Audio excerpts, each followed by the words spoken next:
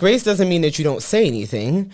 Grace means that maybe you say and give another opportunity, or you say and, you let somebody know to help them better their company, and you keep it pushing. And like you mentioned with that leaving a review thing, that's a big thing for me. I think with having a business, that if something goes wrong where I'm at a business, I'm like, this is just not working out. I personally do not leave bad reviews because I don't leave good reviews. That is always my measure. And I'm like, if I'm like, oh, I need to leave a review, I'm like, you know what? I wouldn't leave it if it was positive, which most of us will not. So that's what stopped me from going to leave the negative review, because I'm like, that's not fair to any business. Because when it was a good time, I ain't say nothing about nobody. I just kept it moving. I paid my bill and kept it moving. It's like, oh, that's a good restaurant, right? Yeah. I didn't say anything, right? So that's another way that I kind of measure myself, at least, as to how I operate. I can just let the person know, and it is what it is. Just not go back. Like someone said that instead of me leaving after I tweeted that, it was like, instead of me leaving a 1-star review, I'll leave a 5-star review and I'll put something in it that makes somebody read it, and then I'll get a comment back from the owner, or I'll get a call or a text or something,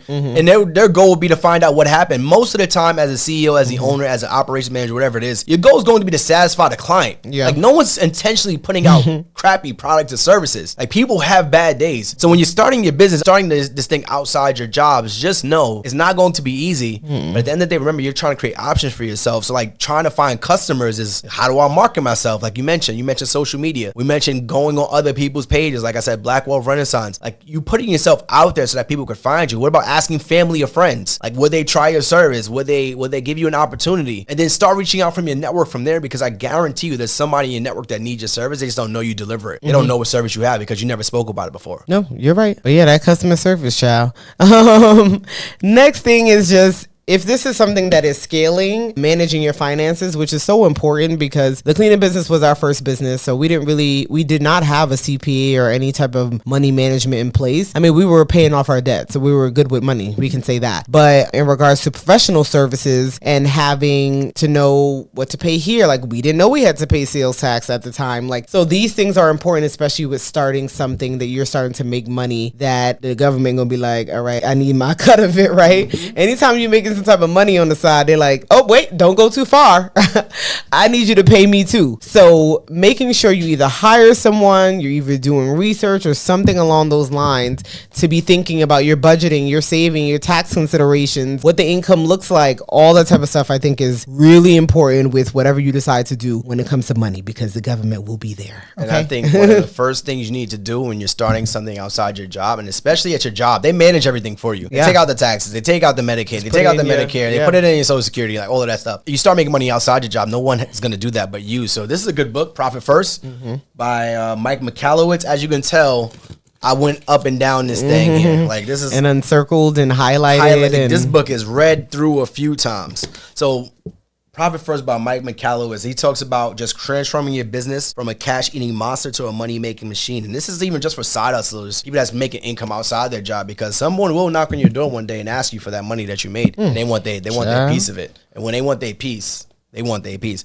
So Profit First, it teaches you how to manage your money from a profit first perspective, but then also how to set taxes aside, how to set income expenses aside, how to set your income, your expenses aside, how to set your sales tax. Like, how do you take profit from your business? I was just going to say how that. do you take income from your business? Like, he's telling you all these things to do from a very beginning stage, so that you could say, okay, I made $100. I'm going to put 20% aside. I'm going to put 30, but we were putting 30% aside early on. So we're putting $30 aside from that. We're going to put 10% back in. We're going to save this 10%. We're going to invest this 10%. Like, he's telling you what to do based on the stages of your business. So I definitely recommend you doing watching or reading or audibling Profit First by Mike McAliwitz to kind of get you on the right path when you start making money outside your job. So make sure you read Profit First by Mike McAliwitz. Super helpful. One of the last things that we have when it comes to monetizing your skills beyond is, you just kind of touched on it, some of it, but overcoming challenges and staying motivated. So it's like, don't start something until you know your why. And your why is probably like, well, I just need more money. And for some people, it's just as simple as that. I just need more money to survive, and that's okay. But it is going to become challenging. There is going to be times where you feel like it's not worth it, or you feel like it's taking too much time, or it's moving slow, which is like, what is slow? Like, who are you comparing yourself to? What and nobody really has the answer to that generally. And you need to stay motivated. Now, what does staying motivated look like? Because we've had those times where like, oh, this page grew quicker than ours, or you need to stay motivated by maybe having someone that holds you accountable. So maybe you have someone that you can speak to about what you're doing, or friends and family in a group setting that can hold you accountable, and whatever it is that you're chasing. So whatever the goal is, hopefully is that important that keeps you going. So if it is as simple as like, I just need to make more money, is that enough to keep you going, doing whatever it is that you're doing outside of it, like working that OT or whatever the case may be, working at that gym for $9 an hour? Is that enough for you to do that, or whatever you decide to pick up, I should say? Yeah, knowing what that goal is super crucial, because if you are working at that gym for $9 an hour, like we knew, all right, the goal is to make an extra $500 to $1,000 a month to pay off our debt. If you're like, all right, I'm going to stop working OT at this other spot so I can build my own thing, well, the goal would be, how much money can I make instead of me doing that OT? Can I make up any money on my own during that time? So let's say you were making $500 a month doing OT at this other job, and you're like, I want to start my own thing. My first goal is to make maybe not $500 a month, maybe it's half the amount of money or a fraction of that amount of money, but then now I have all my time back. Yeah. So I can think about growing, so I can think about scaling, so I can think about what this looks like over the next couple weeks, months, or even years. That was you with the gym. Once we paid off the debt, you were like, deuces. I was done. Yeah, you're like, I'm no longer motivated to be here.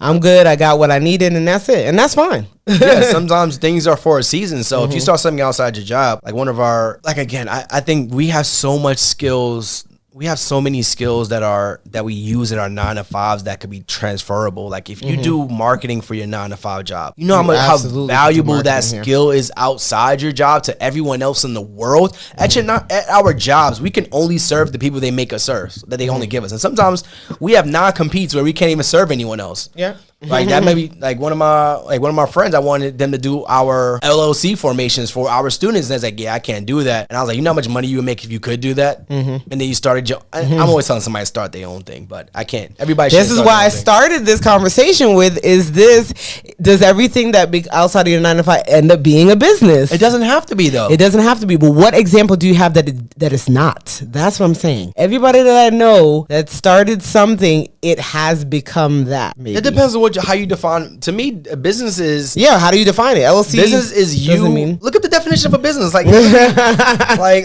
this is easy. Now it's on me. Yeah, business. Let's literally Google what the definition of business is. Business is a practice of making one's living or making money by producing a product or buying and selling products. Okay, well then everybody has a business. There you go. An organization or enterprising entity engaged in commercial, industrial, or professional activities. Business can be non-profits or for-profits. Business range from LLCs, sole proprietorships, corporations, or partnerships. Business is a practice of making one's living or making money by producing, buying, or selling products. Yeah. So you're not making a living. If you don't want to make a living off this, it's not a business. How about that?